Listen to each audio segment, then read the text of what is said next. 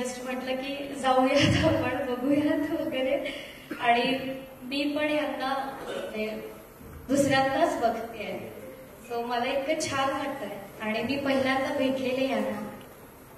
तर मला असं झालेलं की बापरे आपल्याला झेपेल की नाही. आणि कदाचित मला असं वाटतं की अपर्णा मॅमचा विश्वास आहे माझ्यावरचा की त्यांनी माझी निवड केली ह्या गोष्टीसाठी. आणि ऑफकोर्स शिवाली हे हास्य जत्रेमुळे मिळालेलं नाव आहे मला. आणि आता मंगला हे अपर्णा मॅममुळे मिळणार आहे मला. आणि पोटात गोळा आलाय कारण मी सुद्धा आज जो ट्रेलर लॉन्च होणार आहे तो पाहिला नाहीये. पण मी खूप एक्सायटेड आहे. आणि मला सगळ्यात जास्त आनंद आज मंगला मॅमसाठी होतोय की सगळ्यांना आज कदाचित किंवा 17 तारखेला आपला सिनेमा रिलीज होतो तेव्हा कळणार आहे की काय स्टोरी आहे त्यांची. आणि ती प्ले करायला मला मिळाली. सो जबाबदारीचं काम होतं आणि खूप मजा आली आणि काहीतरी ऑफकोर्स वेगळं करायला मिळालंय मला. आणि मी 100 नाही 200 नाही 1000% प्रयत्न केलाय. आता ऑफकोर्स प्रेक्षकांवर आहे की ते त्यांना कसं वाटेल. हिंदी मधून उत्तर द्यावं अशी. धन्यवाद तुम्ही सर्व इथे आला. मैम से मेरा ताल्लुक कोई नया नहीं है. हम दोनों एक ही शहर से ताल्लुक रखते हैं, बनारस से. सुरों की नगरी है बनारस. और मैंने बचपन में मैम को कई बार गाते हुए सुना था लेकिन कभी सोचा नहीं था कि ऐसा वक्त आएगा कि मैं मैम के साथ खड़ी हो पाऊंगी और उनके ऊपर कोई फिल्म बन पाएगी हमारे द्वारा. लेकिन आज ये सब संभव हुआ है शिवाली की वजह से और मैम की वजह से. मैम आपने जो भी बर्दाश्त किया, जो भी आपकी लाइफ में हुआ, उसकी क्षतिपूर्ति हम नहीं कर सकते, ऑफकोर्स नहीं कर सकते. क्योंकि जो भी आपके साथ हुआ वो बहुत ही अकाल्पनिक था. और बस इतना कर सकते हैं कि एक बार खड़े होकर मैम के लिए ताली बजा सकते हैं. बस इतना ही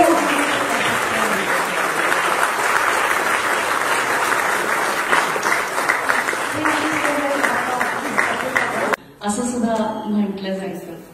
सो मैम आपको आज कैसा लग रहा है?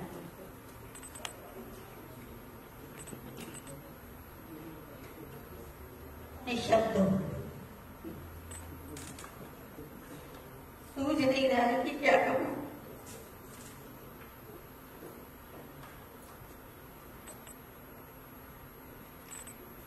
कि मुझसे उन्होंने कहा कि मैं ऐसा करना चाहती हूँ.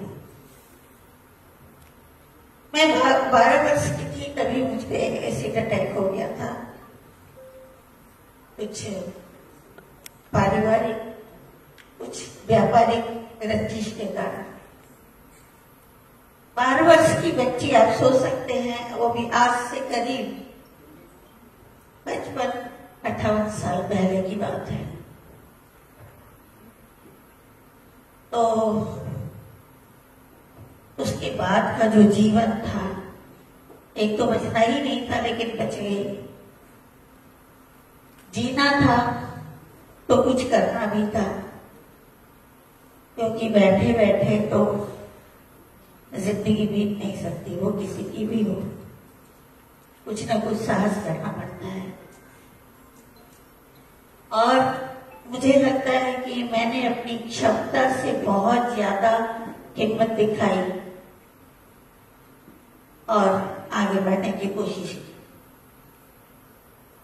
पढ़ाई वगैरह छूट गई थी और अटैक के बाद करीब 6 साल लगातार मैं हॉस्पिटलाइज थी, जहां मेरे ही शरीर से बहुत सारे चमड़े निकाले जाते थे और मेरे चेहरे को दुरुस्त करने का काम डॉक्टर करते थे. ये चेहरा उस समय ऐसा नहीं था. ये बहुत विकृत हो गया था जिसे कोई नहीं देख पाता था. बच्चे तो देख के दूर से भाग जाते थे. मैं कुछ खा नहीं पाती थी, सो नहीं पाती थी. होंठ मेरे जल के लटक गए थे बिल्कुल. आंखें अपनी जगह से बहुत नीचे आ गई थी. उस पीड़ा को सहना एक छोटी बच्ची के लिए कैसा हो सकता है ये आप सोच सकते हैं अच्छी तरह. फोटोग्राफ्स पाहिले ओरिजिनल मंगलाजींचे आणि खरंच वाटलं काय विषय आहे आम्हाला. मला शशांकजींना खूप प्राऊड फील होतंय की आम्हाला तिच्या आई वडिलांची भूमिका करायला मिळाली. कारण त्या दोघांनी ऍक्च्युअल जेव्हा पहिल्याच वेळी ऐकलं तेव्हा, कारण माहिती नव्हती की भारतातली ऍसिड अटॅक पहिलीच केस वगैरे. मला आणि शशांक दादांना तर खूप आनंद झाला. मला एक काहीतरी वेगळं करायला मिळतंय आणि ज्या मंगलाजींच्या ऍक्च्युअल आई वडिलांनी जे सहन केलं असेल म्हणजे त्यांना सलाम आहे. आणि मंगलाजींची विल पॉवर, आपण म्हणतो ना where there is a will there is a way, मंगलाताईंनी हे सिद्ध करून दाखवलं. खरंच मंगलाताई तुमच्याबद्दल अत्यंत आदर आहे. खूप बरं वाटतं, प्राऊड फील होतं. आणि आमच्या शिवाजीचं मला मनापासून कौतुक करावं असं वाटतं की बऱ्याच नायिका आपण बघतो आधी मी किती सुंदर दिसते, मी किती मेकअप मध्ये छान दिसते हे बघत असतात. अशा वेळी शिवाजीनी जवळजवळ 90% मध्ये तिचा असा मेकअप होता आणि त्या मुलींनी तो केला आणि 12-12 तास तिचा मेकअप करायचा. त्यामुळे मी शिवाजीचे मनापासून अभिनंदन करते. आणि आमची डिरेक्टर अपर्णा भोशिंग, खूपच मजा आली अपर्णाबरोबर काम करताना. लेडी डिरेक्टर म्हणून आमचा एक जरा असा हळवा कोपरा आणि खूप छान. आणि अरुण वर्माजींचं नाव घेईन म्हणजे एक दोघांचं जे काही कॉम्बिनेशन होतं आमचे सिनेमॅटोग्राफर आणि अपर्णाचं, खूप मजा येते. म्हणजे आम्ही सगळेच इथे आज हजर आहोत. हे दोन आमची मुलं आहेत. शशांकजींबरोबर मी पहिल्यांदा काम केलं होतं. उत्तम अभिनेता म्हणजे मी त्यांच्या फिल्म्स आधी पाहिल्या होत्या फेस्टिवलला किंवा मी ज्युरी असताना, पण मजा आली त्यांच्याबरोबर काम करताना. डॉक्टर सुनील, संजीवजी, असं एक सेटवरचं वातावरणच छान होतं. त्यामुळे मेघना एक वेगळी पर्वणी होती आमच्यासाठी की एक वेगळी फिल्म करायला मिळाली. आणि आता आम्ही जेव्हा वेगळ्या भूमिकांच्या शोधात असतो आणि असं काहीतरी मिळालं तर खूप समाधान आहे. किती छान, खूप छान. आणि आम्हाला आवडतं तुम्हाला बघायला. एकदा जोरदार टाळ्या त्याची. काय सांगा, वेगळा लुक होता तुमचा. हो, वेगळा लुक होता. ते क्रेडिट खरं तर दिग्दर्शकांचंच आहे. त्यांनी सांगितलं होतं की नको मला हा लुक दाढी घ्या, आपण जरा वेगळं ट्राय करून बघूया. उत्सुकता 100% होतीच काम करायची. आणि मी पूर्वी पुस्तक वाचलेलं होतं. मॅडमचं जे पुस्तक आहे ना ते पुस्तक पूर्वी मी वाचलेलं होतं. आणि कर्मधर्म संयोगाने ज्या वेळेला मला अपर्णा मॅमचा फोन आला त्यावेळेला म्हटलं अरे ह्या अर्थाचं मी काहीतरी वाचलेलं आहे, कुठेतरी पूर्वी वाचून गेलेलं आहे. आणि मी म्हटलं मला जर संदर्भ बघावे लागते म्हणून मी बघितलं तर म्हटलं अरे हेच आहे. मग मॅडम बरोबर ज्या वेळेला बोलणं झालं त्यावेळेला माझ्या लक्षात आलं की अरे करूया. आणि काही काही गोष्टी ज्या असतात ना त्या देणं म्हणून आपण करायच्या असतात. त्या म्हणजे बनारस ही सुरांची नगरी आहे, पण तिथेही काही असुर असे जन्माला आलेलेच होते की ज्यांच्या हातनं ह्या पद्धतीचं कृत्य घडलेलं होतं. आणि मला त्यांच्याबद्दलचं एक असं वाटलं की मनात कुठल्याही पद्धतीचा समाजाविषयीचा कडवटपणा न घेता आयुष्य काढणं ही खरंच खूप मोठी गोष्ट होती आणि त्यांनी ती केली गोष्ट. आणि अलकाताई ज्या पद्धतीने म्हणाले की मला याच्यात सगळ्यात जास्त कौतुक शिवाजीचंही वाटतं की ज्या वयामध्ये पोरगी नटून फटून छान मी कशी कॅमेरा समोर दिसली आहे, मला बघा झगामगा ज्या पद्धतीने असतो त्याच्या याच्यामध्ये अशा पद्धतीचं शिवधनुष्य उचलून काम करणं हे खरंच ग्रेट आहे. आणि मला तिचं मनापासून कौतुक आहे.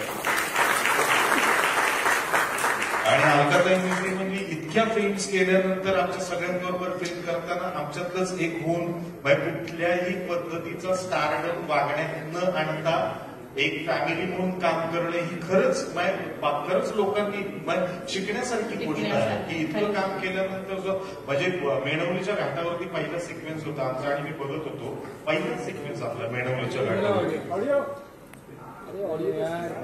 की ज्या वेळेला शूटला चाललेलं होतं मग अगोदर जाऊन बसलो होतो. अलकाताई येत होत्या तिथून आणि तिथे काही ट्रीप आलेल्या होत्या लोकांच्या आणि अलकाताईंना बघितल्यानंतरच्या ज्या रिॲक्शन होत्या ना लोकांच्या म्हटलं अरे बापरे. एक सिरियल केल्यानंतर सेल्फी म्हणत फिरणारी जी माणसं आणि त्याचबरोबरीने इतकी वर्ष सातत्यानं काम करून लोकांच्या मध्ये जाऊन काम करून आणि त्यांच्यामध्ये क्रेज असलेली आणि तरी डाऊन टू अर्थ असलेली एक कलाकार मला अत्यंत आदर होता आणि मला मनापासून मजा आली ते काम करत. आणि अरुण सर थँक्स, सगळ्यांना अत्यंत छान दाखवलं. आपण बोलूया स्टेजवरती. तुम्ही अगदी. Arunji please come on the stage. मी वेळेअभावी सगळ्यांना बोलायची संधी देत नाहीये, याबद्दल मला माफ करा. कारण पण प्रतिनिधित्व तुम्ही दोघांनी केलंय या सगळ्यांच्या वतीने, असं मी म्हणेन. अरुणजींसाठी एकदा जोरदार टाळ्या द्यायला. आणि ते कुठेही मेकअप वाटत नाहीये, हे तुम्ही नोटीस केलं असेल की ते इतकं नॅचरल आणि रिअल वाटतंय. सो मेकअपवर आणि Cinematographer आणि त्या makeup दोघांचं हे कौशल्य आहे. तेव्हा थँक्यू सो मच, खूप खूप धन्यवाद. पुढच्या सेगमेंटकडे बोलूया. आणि मोहन पुजारीजी एकदा जोरदार टाळ्या या सगळ्यांसाठी व्हायलाच पाहिजे. पहिले आय वॉन्ट टू नो, फक्त आणि फक्त एंटरटेनमेंट कोणाचं होते? सॉरी, फक्त नहीं फक्त बाद में बना, पहले स्टोरी सुना. ये स्टोरी सुनने के बाद सौरभ ने हमको स्टोरी सुना के बैठे थे, सर का ऑफिस में बैठे थे, थोडं पुढे या सर. मुरली सर का ऑफिस में बैठे थे. Please center so we can get a nice shot. तो यस. सौरभ ने हमको स्टोरी पहले सुनाया, हाँ. हमारा कोई मूड नहीं था, और स्टोरी सुनने के बाद हम तीनों रो पड़े. उसके बाद हमने बोला कि अभी फक्त नहीं फक्त बनाए. तो ये पहला मूवी होगा कि पहले स्टोरी सुना फिर प्रोडक्शन कंपनी चल. क्या बात है, एकदा जोरदार टाळ्या व्हायला पाहिजे. बहुत कम Marathi producer, genuine Marathi producers, and we are happy to have you. की एक अजून छान आपल्याला अशी फळी मिळाली आहे, त्यासाठी जोरदार टाळ्या व्हायला पाहिजे. पण ज्यादा से ज्यादा मराठी पिक्चर बनाइए प्लीज. पण आय एम अमेज्ड की आपने हिंदी कैसे नहीं किया, मराठी कसं काय केलं पहिलंच? What is it, how is it? It was purely because the subject बघून आम्ही ते कंपनी फ्लोट केलं. आणि आमच्या मनावर असं होतं की फक्त एंटरटेनमेंट असं पाहिजे होतं, सँक्शन नाही झालं तरी फक्त आणि फक्त असं म्हणून कंपनी फ्लोट केलं. मी आणि मिलिंद आणि मोहन सर त्यांच्या आयडिया होतं ही कंपनी फ्लोट करायला. आणि हे टॉपिक आणि अपर्णाजी आमच्या पण friend come gym partner, so she gave us the line of the story, and from there on it took off. So it was not. हमने पहले बोला कमर्शियल नहीं, ये मूवी बनाएंगे. क्या मतलब बात, पैसा बाद में कमाएंगे लेकिन ये मूवी बनाएंगे. क्या बात. तो सर ने बोला. आणि फक्त जिममध्ये 250 किलो उचलत नाहीत, तर त्या सितारवादक सुद्धा आहेत. आणि पंडित नीलाद्री कुमार यांच्याकडे शिष्य आहेत, उत्तम वाजवतात, त्या एक आर्टिस्ट सुद्धा आहेत. हे नमूद करायलाच पाहिजे होतं मला. Yes. मिलिंदजी, yes, now what do you think about the trailer? So basically, one of the most interesting things in this whole movie was, or the press release was, we were looking around, we were trying to get celebrities, looking around for celebrities, okay, looking for guest of honor, and then we just realized, who better than Mangalaji as the guest of honor? क्या बात. So then we stepped back and we said no more hunting around for guest of honor. And then we said, okay, chief guest, next door neighbor, Milinji from the Anand Milin fame, who came, stepped ahead and said, guys, we are there for you. Okay, and then Meghnaji, अरे, one of the world's most famous voiceover artists. thank you. She said, I'm there here. Thank you. So she said, I'm there here. And then we got Harshad Chopra, one of the most famous TV serial artist. Harshad ji please stage पे आइए. Harshad ji. So he stepped in. He said, I'm there here. So it's like, Fakta ni Fakta, it's like friends and friends. Became like it's all entirely with friends, associates. Yeah, this movie has come up. Not only friends, but you have a lot of well-wishers. Thanks so much. है ना? Yes. So अनेक जणांचे आशीर्वाद आज आपल्याला लाभलेले आहेत. तर त्या सगळ्यांना इथे बोलवल्याशिवाय हा सोहळा पूर्ण होऊ शकत नाही. आणि आपण बघतोय की किती जेन्युइन प्रोड्युसर्स आहेत, हो की नाही? खरंच किती गोड. त्यांच्यासाठी एकदा जोरदार टाळ्या व्हायला पाहिजे. कल्पना, तुम्ही पण या. आपण तुम्ही पण स्टेजवर या. तुम्ही आमचं पाठवलं आहात, या बरोबर. एकदा जोरदार टाळ्या व्हायला पाहिजे.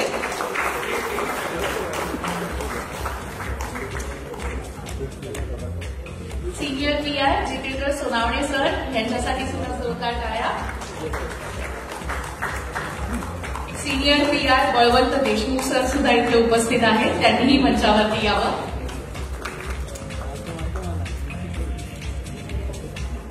कर क्या रहा है यार.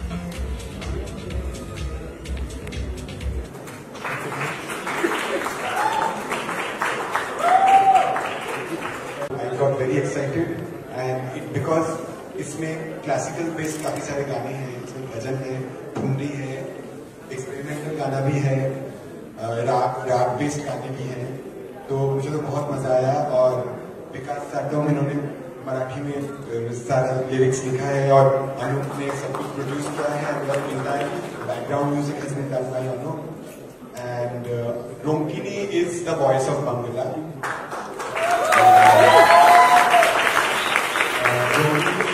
By profession, a pure classical artist. She most 90% I would say she sings classical concerts, but film के लिए उसने बहुत अच्छे से सारे गाने गाए हैं. In fact, she is also a guest composer in this movie because there are lots of bandishes, her own compositions जो उन्होंने खुद गाए हैं. और निहार obviously has sung the bhajan beautifully. There's a motivational song also. Nihar has sung very beautifully. I'm thankful to everybody.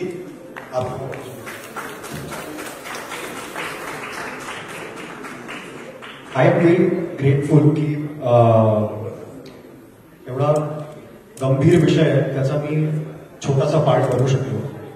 आम्ही सगळे family आहोत, आम्ही सगळे एकत्र खूप काम करतो आणि ही मूवी माझ्यासाठी खूप स्पेशल आहे कारण माझ्या बाबांबरोबरचा पहिला प्रोजेक्ट आहे.